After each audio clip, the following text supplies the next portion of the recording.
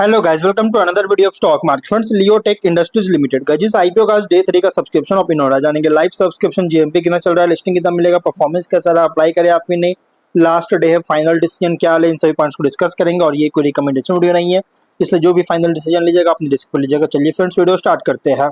तो guys, IPO जो 17 को ओपन हुआ था 19 जून, आज के दिन क्लोज किया जा रहा है। 24 को लिस्टिंग डेट रखा गया, 10 रुपीज फेस वैल्यू, 321 रुपीज का प्राइस बैंड है। 400 शेयर्स के lot size, fresh capital, OFS का combination, fixed price IPO. 36 crore का इशू साइज, 11.2 लाख शेयर्स का इशू किया गया है। एक्टियम कैपिटल इसके मार्केट मेकर, और 27 करोड़ का फ्रेश कैपिटल, 7 करोड़ का ओएफएस बीएसई एसएमई पे लिस्टिंग किया जा रहा है। अलॉटमेंट डेट 22 जून का, 23 को रिफंड रिलीज किया जाएगा, शेयर्स डीमैट अकाउंट में क्रेडिट होगा। ऑफर दिया गया ओनली रिटेल और एचएनआई को 47.4% each. Retail only 2 lot apply कर सकते हैं, 800 शेयर्स मिलेंगे, 2.5 लाख पे करना पड़ेगा। स्मॉल और HNI on minimum 3 lot apply कर सकते हैं, 3.8 लाख पे करना पड़ेगा। मैक्सिमम कोई लिमिट नहीं है, लेकिन अगर एचएनआई से 5 टाइम सब्सक्राइब होता है तो आपको लॉटमेंट ओनली 3 लॉट किया जाएगा।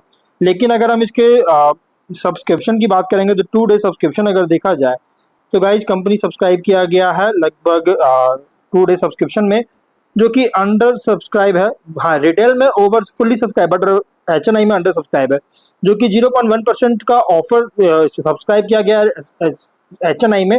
40,000 शेयर्स बीट किया 1.3 करोड़ का।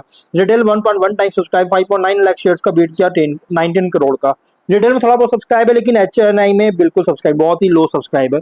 टोटल 60% सब्सक्रिप्शन है, 6.3 लाख शेयर्स का बीट किया 20.3 करोड़ का। 814 एप्लीकेशन सबमिट हुआ है, जो कि गाइस अंडर सब्सक्राइब देखने को मिला है। लेकिन अगर हम बिजनेस की बात करें तो कंपनी जो है स्पेशलाइज्ड हार्डवेयर, स्ट्रक्चर्स और एक्सेसरीज, जिसमें इंक्लूड है इससे रिलेटेड प्रोडक्ट्स जो कि बास्केट में, और इसका मैन्युफैक्चरिंग और मार्केटिंग करता है। और कंपनी B2B मॉडल ऑपरेशंस पर ऑपरेट कर रही है।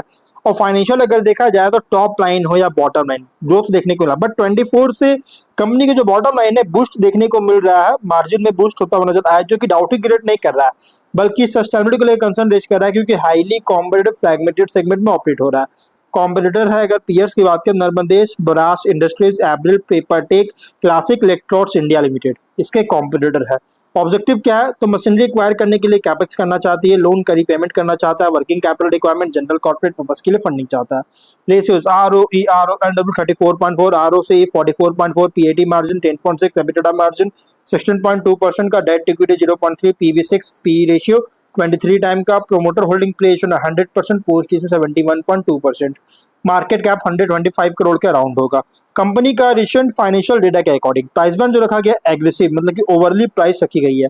और ये जो आईपीओ ना आईपीओ है, टाइनी कंपनी जो कि पोस्ट आईपीओ इंडिकेट कर रहा है, माइग्रेशन के लिए लंबा टाइम ले सकती है। और इसलिए गाइज मतलब कि स्वॉट एनालिसिस करेंगे तो कंपनी जो है स्ट्रेंथ अगर देखा जाए तो architectural, hardware and furniture fitting sector में ऑपरेट करता है। वाइड रेंज ऑफ प्रोडक्ट्स जिसमें इंक्लूड है hinge, lock, handles, tower bolts, door kits और अदर हार्डवेयर एक्सेसरीज का मैन्युफैक्चर करती है। डाइवर्सिफाइड प्रोडक्ट पोर्टफोलियो है न्यूमरस स्पेसिफिकेशंस के साथ, जिसे मल्टीपल कस्टमर रिक्वायरमेंट्स को कैटर कर रहा है। और B2B बिजनेस मॉडल को फॉलो करता है, जिससे डीलर्स, डिस्ट्रीब्यूटर्स, फर्नीचर मैन्युफैक्चरर्स को सर्व कर रही है। इंटीग्रेटेड मैन्युफैक्चरिंग कैपेबिलिटीज है, जिससे क्वालिटी कंट्रोल, ऑपरेशनल एफिशिएंसी को सपोर्ट करता है। प्रोडक्ट जो कि अलग अलग एप्लीकेशंस में फाइंड किया जाता है, मतलब कि नीड होता है, जैसे हाउसिंग, इंफ्रास्ट्रक्चर, इंडस्ट्रियल और इंजीनियरिंग सेक्टर्स में। वीकनेस की बात करें तो गाइस रिलेटिवली स्केल बहुत ही स्मॉलर है अगर हम large hardware building material company से कंपैरिजन करेंगे। बिजनेस परफॉर्मेंस डिपेंड करता है कंस्ट्रक्शन और फर्नीचर इंडस्ट्री डिमांड पर। वर्किंग कैपिटल इंटेंसिव है इन्वेंट्री और रिसीवेबल रिक्वायरमेंट्स के कारण। प्रॉफिटेबिलिटी भी अफेक्टेड हो सकता है स्टील और मेटल प्राइसेस में फ्लक्चुएशंस के द्वारा। कस्टमर कॉन्सेंट्रेशन रिस्क अराइज हो सकता है, क्योंकि डिस्ट्रीब्यूटर और बल्क बायर्स पर डिपेंडेंस होने के कारण। और अगर हम बात करें गाइस कंपनी के अपॉर्चुनिटीज का, तो कंपनी का जो अपॉर्चुनिटीज है अगर हम देखेंगे तो आर्किटेक्चरल, हार्डवेयर, फर्नीचर फिटिंग्स के लिए डिमांड ग्रो कर रहा है, जिससे अर्बनाइजेशन और हाउसिंग ग्रोथ के द्वारा। और न्यू ज्योग्राफिक मार्केट्स में एक्सपैंड कर रहा है, जिससे रेवेन्यू डाइवर्सिफिकेशन इंप्रूव कर सकता है। प्रीमियम कस्टमाइज्ड हार्डवेयर प्रोडक्ट्स के लिए डिमांड इंक्रीज हो रहा है, जिससे ग्रोथ सपोर्ट करता है। कैपेसिटी एक्सपैंड कर रहा है न्यू मशीनरी के थ्रू, जिससे प्रोडक्शन कैपेबिलिटीज को इनहेंस कर सकता है। और एक्सपोर्ट प्रेजेंस में और न्यू इंडस्ट्रियल सेगमेंट्स में एंटर करना और एक्सपोर्ट प्रेजेंस को स्ट्रेंथन करने का अपॉर्चुनिटी मिल रही है। लेकिन अगर हम बात करें थ्रेट का, तो स्ट्रॉन्ग कंपटीशन है ऑर्गेनाइज्ड, अनऑर्गेनाइज्ड हार्डवेयर मैन्युफैक्चरर से, रॉ मटेरियल प्राइसेस में वोलेटिलिटी के कारण मार्जिन इंपैक्ट कर सकता है। इकोनॉमिक स्लो डाउन के कारण कंस्ट्रक्शन और फर्नीचर डिमांड को रिड्यूस कर सकती है।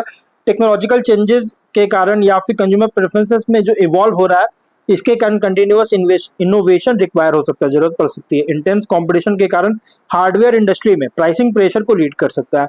पीयर कॉन्टेक्स्ट करेंगे तो लार्ज बिल्डिंग हार्डवेयर मैन्युफैक्चरर के साथ कंपेयर करें तो ये ऑपरेट कर रहा है as a mid scale manufacturer of hardware, architectural hardware और furniture fittings. Other hardware companies के अगेंस्ट देखा जाए तो प्रोडक्ट रेंज, मैन्युफैक्चरिंग कैपेबिलिटी और कस्टमर रिलेशनशिप पर कम्पीट करता है। इन्वेस्टर के लिए आईपीओ रिप्रेजेंट कर रहा है building materials and hardware sector play, जो कि ग्रोथ डिपेंड करता है हाउसिंग डिमांड, इंफ्रास्ट्रक्चर डेवलपमेंट और एफिशिएंट कॉस्ट मैनेजमेंट पर। तो ये जो आईपीओ है ना गाइस, बहुत ही प्राइसी एंड आइसी आईपीओ है और मतलब बहुत रिस्की आईपीओ, इसलिए जो भी फाइनल डिसीजन लीजिएगा अपने रिस्क पर लीजिएगा। और ये कोई रिकमेंडेशन भी नहीं है। तो गाइस मिलते हैं नेक्स्ट वीडियो में, टिल देन बाय बाय।